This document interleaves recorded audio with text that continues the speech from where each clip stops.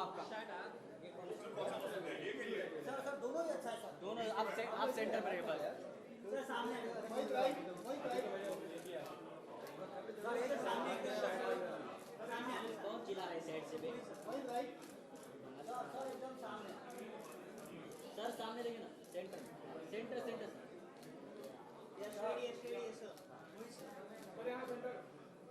जान सुनील का करने देना ना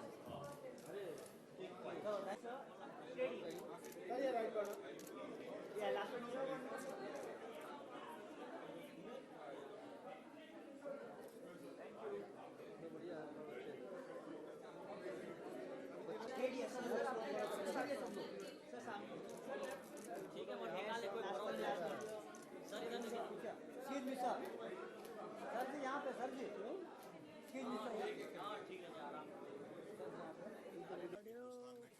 किसी फिल्म का ट्रेलर पार्लियामेंट में लॉन्च नहीं हुआ बट क्या है फ्लाइट थोड़ी लेट हो गई उसकी वजह से माफी चाहते हैं हम लोग देर से आए तो हम लोग ट्रेलर दिखाते हैं उसके बाद सवाल जवाब जो होंगे ठीक है sir thank you sir thank you ये सही किया मैं आदत रहेगी तो बोलता रहेगा वही जज हूँ वही जल्लाद हूँ मैं बुलाना चाहूँगा इस फिल्म के प्रोड्यूसर गुरदीप सिंह सपल साहब को जो कि राज्यसभा टेलीविजन के सीईओ हैं he is also the OSD to the vice president of India और मैं बुलाना चाहूँगा मोहित मारवा इन्होंने प्रेम सहगल का किरदार निभाया ये फिल्म जो आईएनए ट्रायल्स पे है इसमें आज़ाद हिंद फौज के 3 अफसरों पे गुरबख्श सिंह ढिल्लों प्रेम सहगल और शाहनवाज खान पे ये ट्रायल लगा था तो हमारे दोनों जो बाकी कुणाल कपूर और अमित साध हैं वो इस वक्त इंग्लैंड में हैं आज हमारे जो ट्रेलर लॉन्च था तो हमारा उनके साथ एक डायरेक्ट लंदन से लिंक करके हमने वो इंटरव्यू किया दिल्ली में और मोहित जो है प्रेम सहगल का किरदार निभा रहे हैं केमी को मैं बुलाना चाहूँगा इन्होंने नेताजी सुभाष चंद्र बोस का रोल निभाया है और बाकी तो लोग हैं तो हम ही लोग हैं हम ही लोग से आप लोग जो भी सवाल करें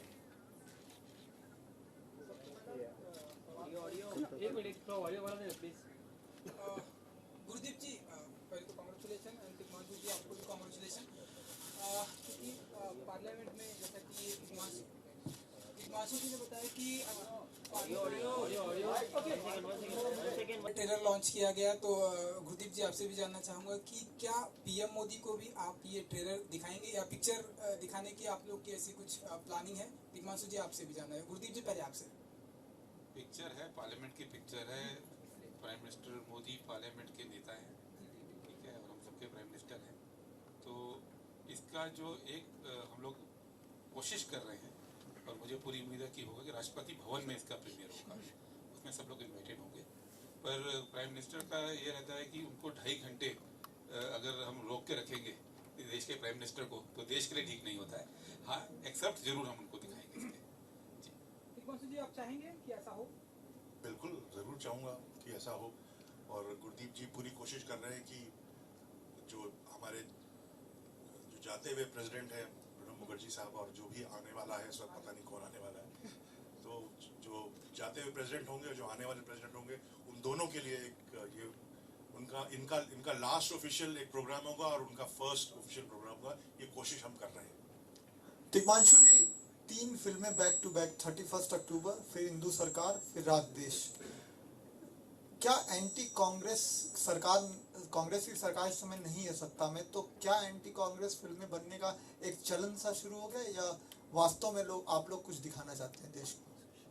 देखिए मैं औरों की फिल्म के बारे में कुछ टिप्पणी करूँ ये ठीक नहीं होगा मैं सिर्फ अपनी फिल्म के बारे में बात करना चाहूँगा ये फिल्म जो है आई एम सॉरी इस पिक्चर में कोई कंट्रोवर्सी हो नहीं पाएगी तो इसके लिए मैं माफ़ी चाहता हूँ मैं हो नहीं पाएगी तो क्योंकि जब ये हो रहा था देश में जब तीनों को फांसी की सजा सुनाने की बात चल रही थी तीनों को मार दिया जाएगा और अंग्रेजों ने गलती की कि एक हिंदू एक सिख और एक मुसलमान तीनों को ट्रायल पे रखा मतलब पूरा देश कटघरे में खड़ा कर दिया उन्होंने तो उस वक्त कांग्रेस पार्टी मुस्लिम लीग हिंदू महासभा अकाली दल पहली बात देश में कभी ऐसा नहीं हुआ है किसी भी मुद्दे को लेकर कि चारों संगठनों ने एक साथ मोर्चे निकाले थे कि इन तीनों को अगर इन तीनों को किसी भी आईएनए सोल्जर को पनिश किया गया तो हम एक मारोगे तो हम 10 अंग्रेज मार देंगे। ये पूरे देश में ये एक हाँ फैल रही थी और सारे दलों ने मिलकर किया था। तो ये ऐसा नहीं कि कांग्रेस के खिलाफ है या कुछ, ऐसा कुछ नहीं है। अच्छा, पॉजिटिव पिक्चर है यार। अच्छा, सुभाष चंद्र बोस जी जिस तरह से विलुप्त हुए वो भी चीज दिखाई जाएगी फिल्म में? वो हमारा इंटरेस्ट वाला एरिया नहीं था फिल्म में।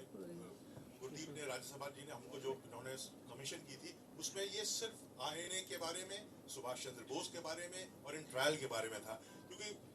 देखिए नेताजी की बेटी ने भी खुद कहा कि आप मेरे फादर के बारे में ये सब सोचना छोड़ दो कि वो थे नहीं थे, गुमशुदा थे, कहाँ थे, उन्होंने जो किया है उसके बारे में तो किसी को कुछ पता नहीं है।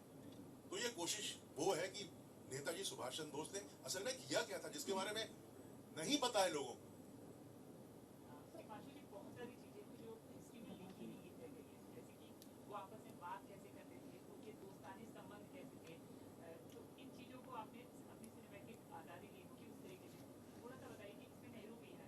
चिटू भाई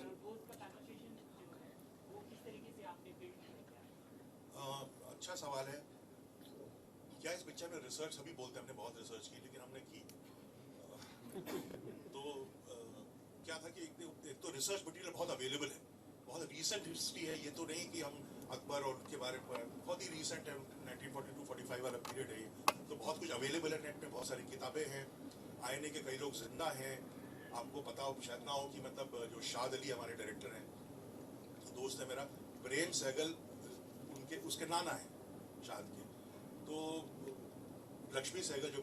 शाद की नानी है, प्रेम सहगल की वाइफ थी और वो भी आईएनए में शामिल थी, बहुत बड़ी भूमिका निभाई। उनसे तो मैं खुद मिला हूँ 2-3 बार, अभी 3-4 साल पहले वो गुजर गई। तो आईएनए के बहुत सारे लोग जिंदा है, नेताजी के परिवार में कई लोग हैं। तो एक तो अगर आपके पास बहुत ज्यादा रिसर्च मटेरियल अवेलेबल होता है रिसर्च करने को तो टाइम ज्यादा लगता है। जैसे पान सिंह तोमर मैंने की तो बहुत ज्यादा रिसर्च मटेरियल था ही नहीं,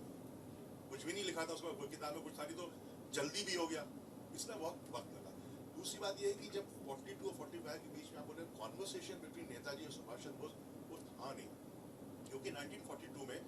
क्विट इंडिया मूवमेंट जब यहाँ पे आजाद मैदान मुंबई से गांधी जी ने जब करो या मरो का नारा लगाया और क्विट इंडिया मूवमेंट शुरू हुआ, तो देश में सारे नेता, छोटे बड़े, मेरे दादाजी खुद, मेरा तो धुलिया उनका नाम है, वो सबको 6 साल का रिगरस इम्प्रिजनमेंट उनको दिया गया। तो बिटवीन 42 to 45 सारे नेता, मतलब गांधी जी, नेहरू जी, मौलाना आजाद, एचआर कृपलानी, सब जेल में थे और नेताजी हिंदुस्तान में थे नहीं उस वक्त। तो उन दोनों का कोई कॉन्वर्सेशन की पॉसिबिलिटी थी नहीं। और देश में सेंसरशिप लगा रखी थी अंग्रेजों ने, अखबारों में कुछ छप ही नहीं रहा था। आजाद हिंद फौज क्या थी लोगों को कुछ पता ही नहीं था। लोग कहते थे अरे ये तो गद्दार है।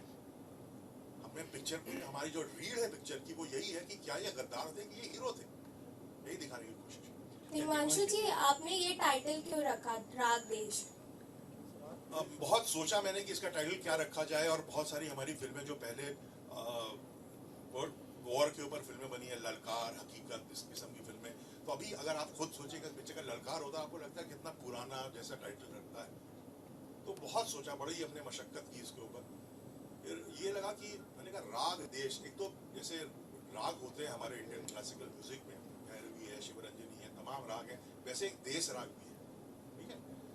तो मुझको सडनली स्ट्राइक किया देश राग, तो मैंने कहा इसका नाम होना चाहिए राग देश, यानी the song of the nation. और इसमें एक गाना भी है, ट्रेलर में नहीं, जो कि देश राग पर ही आधारित गाना है।